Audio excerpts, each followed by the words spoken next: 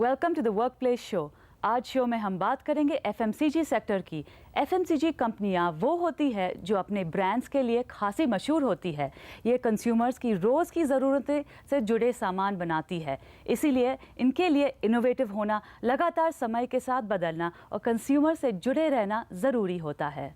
सबसे पहले आज हम चलेंगे एक आइकॉनिक ब्रांड कोका कोला के इंडिया हेड ऑफिस और वहां अलग अलग लेवल पर काम कर रहे 3 एम्प्लॉय की वर्क लाइफ के जरिए जानेंगे कि कैसे ब्रांड कोका कोला हर पल रखता है खुद को आगे। 1998 से देवव्रत मुखर्जी कोका कोला के साथ काम कर रहे हैं। मुखर्जी आज ब्रांड के vice president marketing and commercial हैं इंडिया और साउथ एशिया के लिए।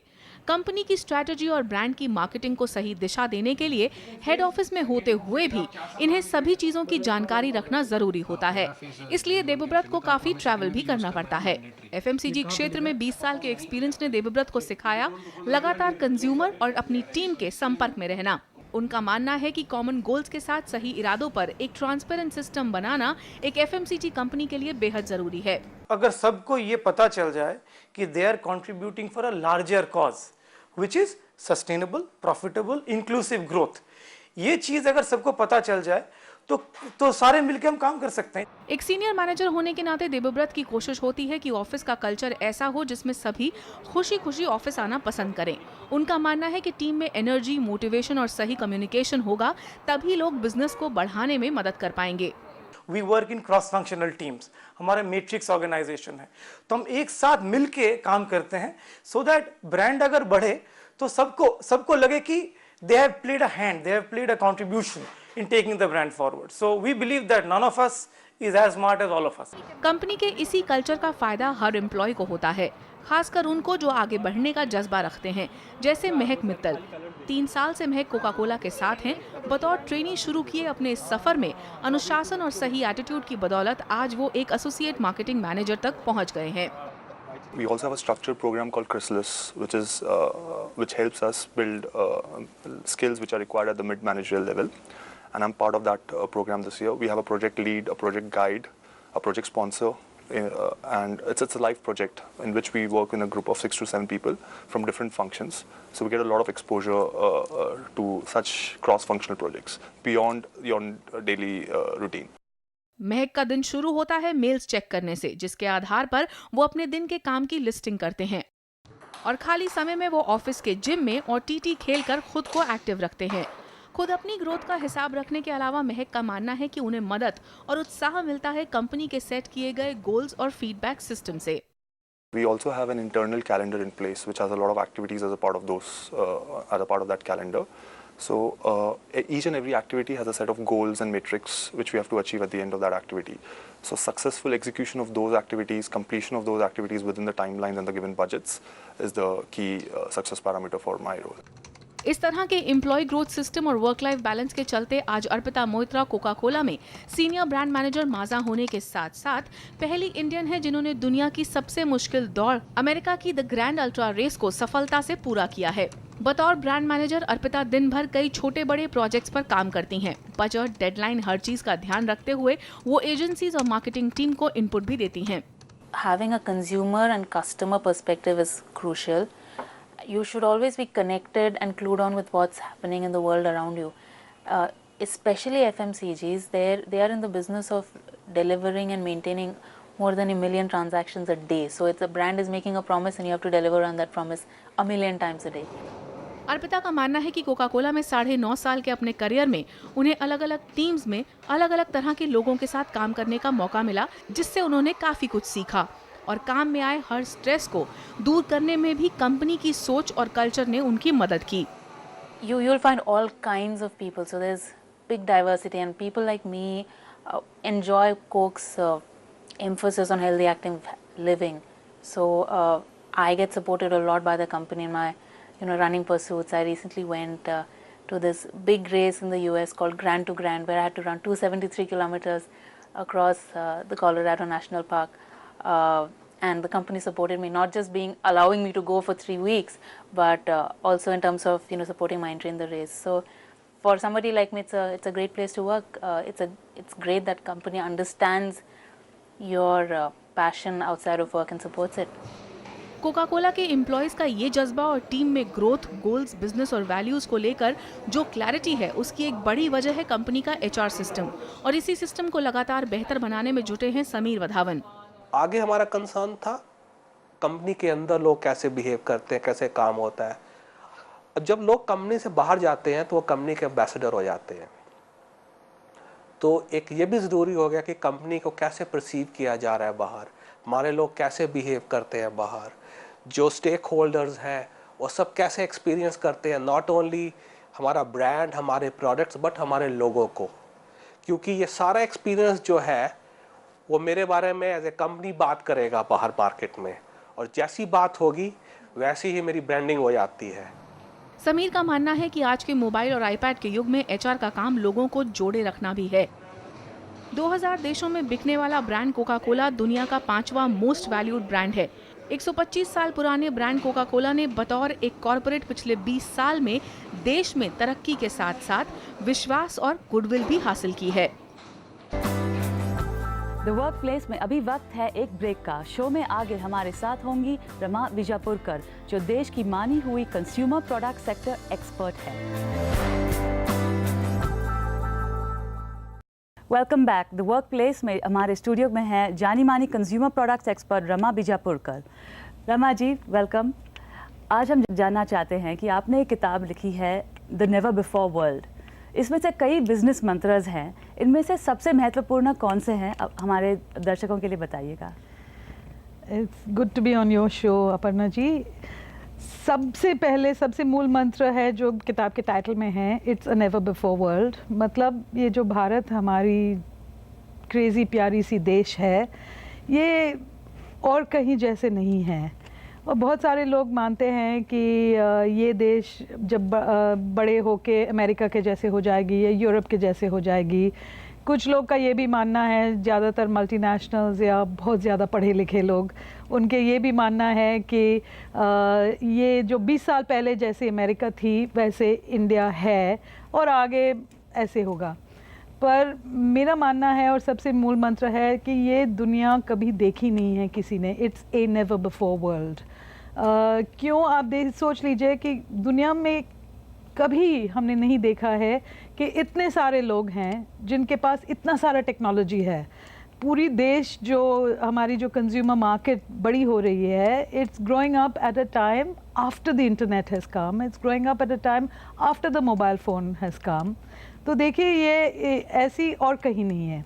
We also have a lot of freedom of speech, freedom of action. We are chaotic, अपने मनमानी करते रहते हैं, और कंज्यूमर्स आखिर तो लोग ही होते हैं ना। तो ऐसी जगह ना चाइना में है ना और कहीं है, और कहीं नहीं है जहाँ ज़्यादा मोबाइल फ़ोन्स हैं और कम टॉयलेट्स हैं, जहाँ पे इकोनॉमी इतनी ग्रोथ के बारे में हम बात करते हैं पर हमारे रोड्स पे जगह नहीं है पर गाड़ियाँ खरीदते रहते हैं। तो ये सब चीज़ें देख के मूल मंत्र है कि it's a never before world, और ये बड़े होके और कहीं जगह जैसे नहीं होगी।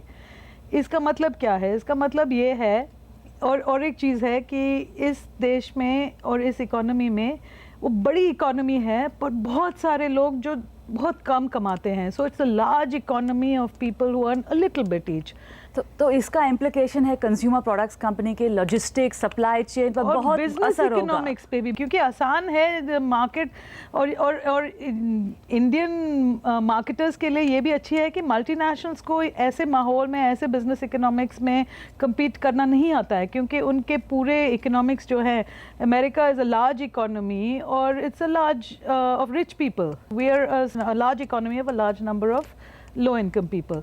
सो सबसे पहले मूल मंत्र इस हिसाब से देखें इज़ मेक फॉर इंडिया।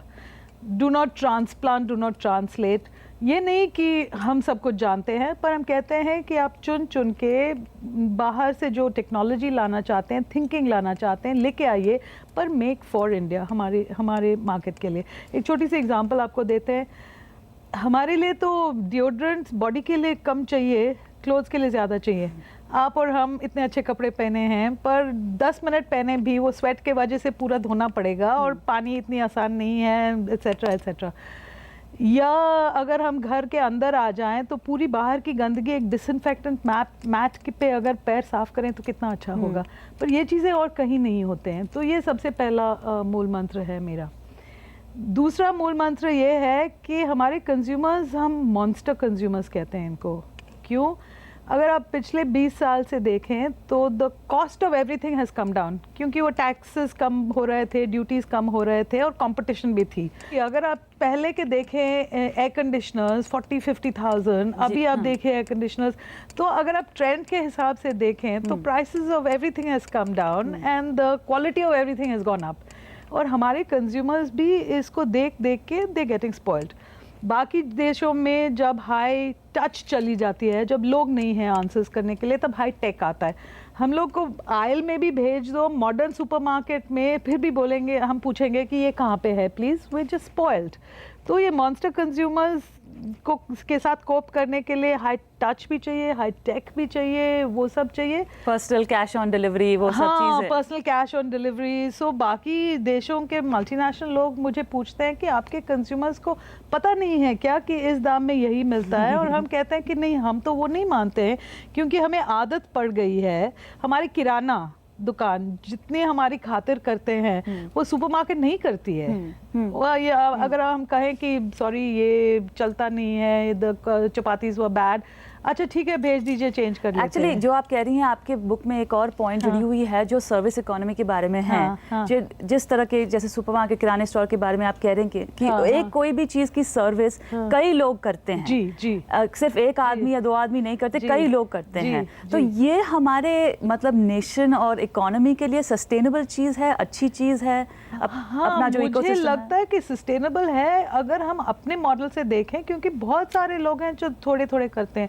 एक एग्जांपल आपको देते हैं कि जब हम यूरोप गए थे तो वहाँ पे एक होटल में हम वेट कर रहे हैं, एक आदमी है, किसी को इंटरनेट फ़ोन पे समझा रहे हैं, मुझे सिर्फ पूछना है कि बाहर निकल के मैं राइट मोड़ूं कि लेफ़्ट मोड़ूं मार्केट के लिए। So you wait and you wait and you wait. मेरे को लगता है कि वो बहुत ही अनसस्टेनेबल है, फिर भी वहाँ चलता है। यहाँ पे अगर आप एयरपोर्ट, अहमदाबाद एयरपोर्ट में मैं गई थी उस दिन, तो वो पकड़ने के लिए कोई था आदमी, वो जो कार्ड है, ब्लैक कार्ड है, और ड्राइवर सो रहे थे गाड़ी में। तो अगर ड्राइवर साहब को 20 मिनट ज़्यादा सोए ताकि वो और एक शिफ्ट करें तो अच्छी बात है, सबका शेयरिंग हो जाता है। तो हम कह रहे हैं कि अपने हिसाब से जो ठीक लगता है, और वही इंडियन छोटे बिजनेसमैन की खूबी है, उसे हमें ट्रस्ट करके अपने तरीके से उसी को मॉडर्नाइज कराना है। ठीक है। और आपका तीसरा मूल्य? तीसरा मूल मंत्र है कि ये जो हम उसको DQ, डिजिटल क्वोशंट कहते हैं। जैसे इंटेलेक्चुअल क्वोशंट है, IQ, EQ है, और DQ है कि ये पूरे देश में सब लोगों को इतनी कंफर्ट है। डिजिटल टेक्नोलॉजी, मोबाइल टेक्नोलॉजी, आपके पास इंटरनेट की ज़रूरत नहीं है, पर अगर आपके परिवार में कोई सिक है, कोई बीमार है, तो किसी के चाचा के, मामा के, भतीजे के लड़का इंटरनेट पे ढूंढ के आपको एक कागज़ दे देगा कि go and ask your doctor like this. आप अपने पेंटर्स को देखिए, बिल्डिंग के नीचे बैठ के अपने स्क्रीन पे भोजपुरी मूवी देख रहे हैं। स्मार्टफोन है, स्मार्टफोन है। एक बार जो इंडियन रेलवेज ने कंप्यूटराइज कर दी, सबको computer, internet, swipe, card, biometric, Aadhaar के ऊपर भी सबको ये सब कुछ आता है। तो इसका इम्प्लीकेशन ये है कि हम लोग बहुत इकोनॉमिकली बहुत सारे सर्विसेज डिलीवर कर सकते हैं, और कंज्यूमर तो बिल्कुल तैयार है। तो इसका लास्ट क्वेश्चन, तो अगर ये जो कौन सी कंपनीज हैं जो इन सब मूल मंत्रों को अपने स्ट्रैटेजी में इनकॉर्पोरेट कर रहे हैं, और उनका क्या कहना है? बहुत हर एक कंपनी कुछ ना कुछ अच्छी तरह से करती है। बहुत ज़्यादा ये जो डिजिटल क्वोशंट है, बहुत सारे कंपनीज वो अपने जो बैक एंड कहते हैं, अपने डिलीवरी सिस्टम में इंटीग्रेट कर चुके हैं। अगर आप इंश्योरेंस के कंपनी जाइए, ICICI प्रू के रिप्रेजेंटेटिव आपके पास आएंगे, तो आपका जो KYC डॉक्यूमेंट्स है तब का तब फोटोग्राफ करके तब का तब ऊपर भेज के इंटरनेट पे, जो बार्कलेज बैंक लंदन में कर रही है। हाँ, वो लंदन में कर रही है, फटाफट यहाँ से हो जाती है। So one lot has specialised in that. अगर आप फ्लिपकार्ट को देखो तो दे यूजिंग मिक्स्ड मॉडल्स। हमारे बहुत मिक्स्ड मॉडल्स होते हैं ना, जैसे हम एस्ट्रोलॉजी को भी मानते हैं पर कंप्यूटराइज्ड हॉरोस्कोप कास्टिंग करते हैं। फिर अगर आप हीरो होंडा वैसे कंपनीज को देखें तो हीरो होंडा, हिंदुस्तान लीवर, उन लोग को ये रूरल अर्बन जो कंटिन्यूम है, क्योंकि आजकल गांव तो गंवार जैसे आदमी तो नहीं है, ज़्यादा गंवार कभी हम लोग बनते हैं अर्बन एरियाज़ में, क्योंकि हम निकल के ज़्यादा चीज़ें नहीं देखते हैं। वो लोग को मास मार्केट वो समझ में आई है and they doing a really good job of that. तो अलग अलग कंपनीज अलग अलग चीज़ें ठीक से करते हैं। नोकिया को देखिए आप, वो पूरे प्रीपेड कार्ड सिस्टम, वो पूरा कंटिन्यूम मार्केट्स, हर एक चीज़ के लिए हर एक चीज़ करते हैं।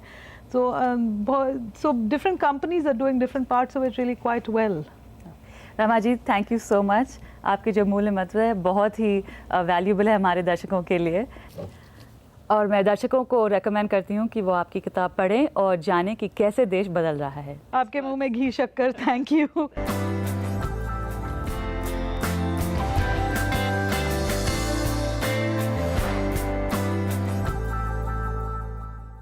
Welcome back. आप देख रहे हैं द वर्क प्लेस, और अब देखते हैं गोदरेज का नया ऑफिस। एक ऐसी यूनिक वर्क प्लेस है जो एम्प्लॉयज़ के लिए इनोवेशन हब का काम करती हैं। 118 साल पुरानी गोदरेज एक बेहद कंटेम्प्रेरी और इनोवेटिव कंपनी है। कुछ समय पहले कंपनी ने अपनी ब्रांड आइडेंटिटी बदली। हाल ही में उन्होंने कई नए प्रोडक्ट्स भी लॉन्च किए। इस नई सोच और सफलता के पीछे हाथ है कंपनी के वर्क कल्चर का, जो हर टीम को प्रेरित करता है लगातार कुछ नया करने के लिए, जिससे कंपनी का बिजनेस बढ़ रहा है। नए आइडियाज सोचने के लिए गोदरेज का ऑफिस एक बेहतरीन जगह है। इनकी ऑफिस स्पेस काफी इनोवेटिव और खुली है, यानी सभी लोग एक दूसरे को देख पाते हैं, जिससे इनोवेटिव कल्चर को बढ़ावा मिलता है।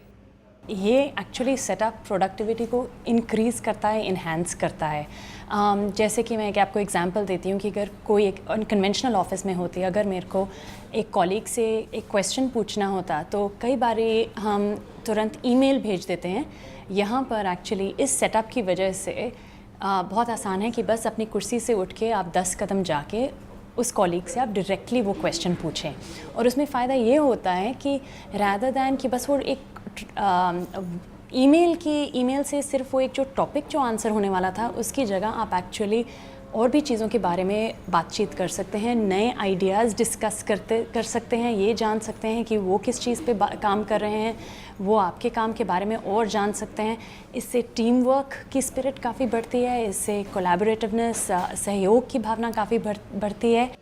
गोदरेज की ये नई स्पेस कुछ इस तरह से डिजाइन की गई है कि सभी जरूरी काम और एक दूसरे से जुड़े हुए काम कर रही टीम्स को पास पास बिठाया गया है, जैसे डिजाइन और मार्केटिंग, ताकि वो हमेशा एक दूसरे के संपर्क में रह सकें और बिजनेस के लिए मिलकर स्ट्रैटेजी तैयार कर सकें। गोदरेज के ऑफिस का ये डिजाइन ब्रांड की वैल्यूज को दिमाग में रखकर बनाया गया है। गोदरेज ग्रुप के brand really is about 4 values. तो इट इज़ अबाउट एक्सप्रेशन, मतलब जो आप महसूस करते हो वो कैसे है। It is about progression, that is आगे सोच की बात है। It's about understanding people, so it's empathy, and it's about experience, मतलब आपको जो एक्सपीरियंस क्या होता है। तो ये स्पेस ऑफ जो ये ब्रांड होती है, तो ब्रांड सिर्फ कलर्स या लोगो नहीं होता है।